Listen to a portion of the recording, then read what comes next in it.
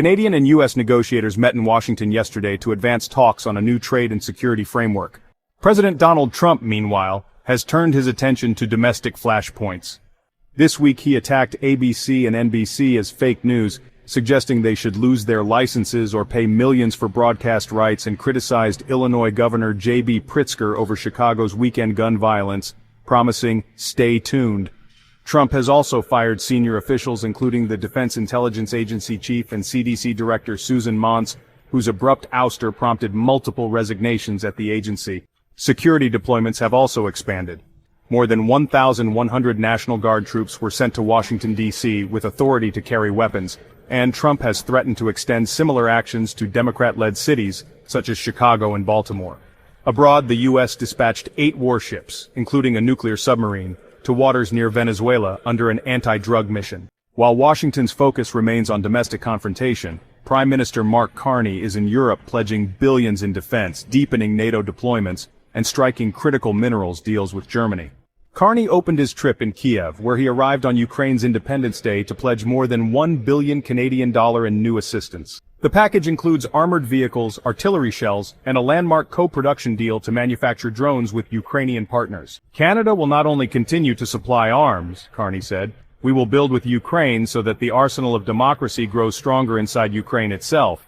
He left open the possibility that Canadian troops could one day serve as peacekeepers, adding, Canada has a history of stepping up when the world asks it. For European leaders, the announcements were welcome. For Washington, they also carried a clear signal. Trump has repeatedly threatened to cut U.S. support for NATO unless allies spend more on defense. By pledging to quadruple defense expenditures to 5% of GDP by 2030, Carney went beyond even Trump's most aggressive demands. The move simultaneously blunted Trump's narrative of allies as free riders and underscored Ottawa's intent to prepare for a world where the U.S. role is uncertain.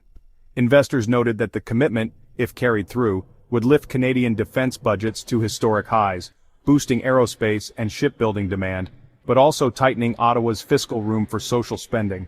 In Berlin and Kiel, Carney pressed Canada's defense modernization agenda. He confirmed that a German-Norwegian consortium had been named a finalist to replace Canada's aging submarines, while also signing a critical minerals deal that ties Canadian miners and German refiners into supply chains for rare earth magnets, lithium, and nickel. The pact, officials said, is designed to insulate both sides from the risks of supply disruptions if U.S. trade policies shift. This is about resilience, Carney said. In the past, we outsourced too much of our security.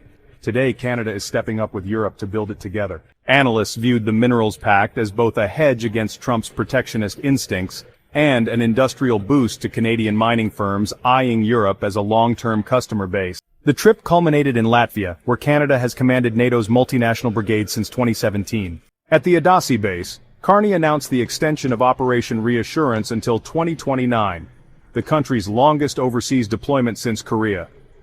Touring counter-drone systems and reviewing soldiers from 14 allied nations, he pivoted to a more combative tone. The days of peace, the days of tranquility, they're done, Carney declared. We are now in a world of brute force, and we need to meet that force with greater force. Canada is going to lead the way. He warned that the contest between democracy and authoritarianism had entered a decisive phase, casting Vladimir Putin's Russia as a new embodiment of Soviet-style aggression. Authoritarians are going to get crushed. Democracies will prevail. The line was widely read as a message aimed at Trump as much as Putin. Carney has sought to distinguish his vision of alliance politics from Trump's transactional approach.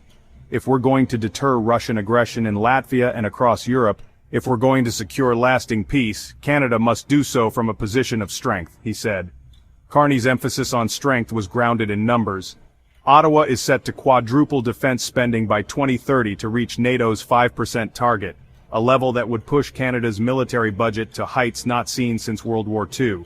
This year alone, spending will rise by $9 billion. To manage the surge, Carney unveiled a defense procurement agency to accelerate weapons acquisitions and highlighted Canada's entry into the EU's SAFE initiative and rearm plan, which pool procurement for drones, ships, aircraft, and munitions. Market watchers noted that such moves could channel billions in contracts toward Canadian aerospace and defense suppliers, while potentially crowding out other federal priorities like healthcare or infrastructure. These investments will modernize our military and fortify our leadership role in the world. Carney said, "For too long, Canada underinvested. That era is over." The language echoed Trump's critique of NATO allies, but framed it in terms of solidarity rather than threat. Carney also wove history into the speech. He reminded his audience that Canada was the first G7 country to recognize Latvia's independence in 1991, that it launched Operation Unifier to train more than 45,000 Ukrainian troops after Russia's annexation of Crimea in 2014, and that it has steadily expanded Operation Reassurance from 100 soldiers a decade ago to a 3,500-strong multinational brigade today. But he insisted the current challenge is more dangerous than the Cold War. Reagan's slogan was trust, but verify.